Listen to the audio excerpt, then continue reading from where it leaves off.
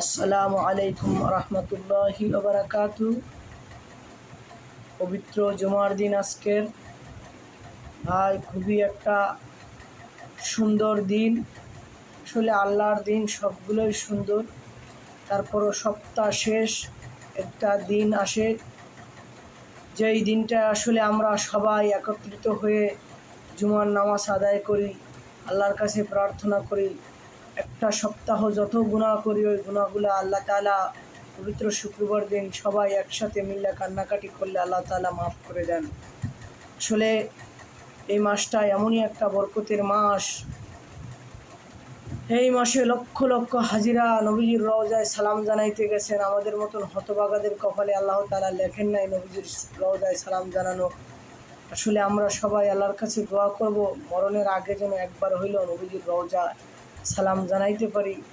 আসলে আমরা যেই নবীর জন্য হইতে পেরেছি, দুনিয়া আসতে পেরেছি, সব কিছু তামাম দুনিয়া দেখতে পেরেছি, আসলে সেই নবীর রওজায় আমাদের সালাম জানানোর মতন কপালে নসিব হলো না, এটাই আমাদের দুর্ভাগ্য।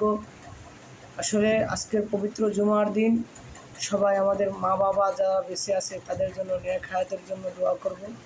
যাদের মা বাবা ইন্তেকাল করেছেন তাদের জন্য বেশি বেশি করে দোয়া করব। আসলে আমাদের মা বাবা আমাদের জন্য কতটা কষ্ট করেছে, কতটা নির্মম যন্ত্রণা সহ্য করেছে, তা ভাষায় প্রকাশ করা যাবে না।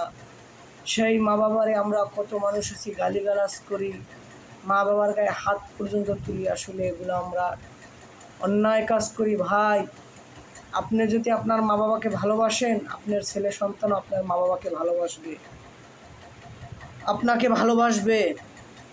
আসলে মা বাবা যে কী জিনিস, যাদের বেঁচে নাই তারাই বুঝে যে মা বাবা কতটা অমূল্য রতন, কতটা দামি। আসলে সেই মা বাবার মনে কষ্ট কেউ দিবেন না দয়া করে। মা বাবা খুবই একটা গুরুত্বপূর্ণ জিনিস। যেই মা বাবা না হইলে আপনি আজকের দুনিয়ায় এই এত কিছু সৌন্দর্য, এত কিছু দামি গাড়ি বাড়ি কিছু আপনি পাইতেন না। আপনার মা বাবার কারণেই আজকের আপনি পেয়েছেন। এজন্য মা বাবার জন্য বেশি বেশি দোয়া করবেন এবং আপনার পাড়া প্রতিবেশীর জন্য সবাই দোয়া করবেন। আসলে নিজে ভালো থাকাটা ভালো না, পাড়া প্রতিবেশী সবাই মিলে ভালো থাকাটাকে ভালো বলা হয়। আপনি যদি কষ্ট করেন তা আপনার পাশাপাশি যারা আছে তারা একটু হইলেও মনে কষ্ট পায়, আরে লোকটা কষ্টে আসে, খাইতে পারে না, দাইতে পারে না। আসলে মনের ভিতরে একটু হইলেও একটা লোকের, যে ইমানদার লোক, তার মনে কষ্ট বাজে।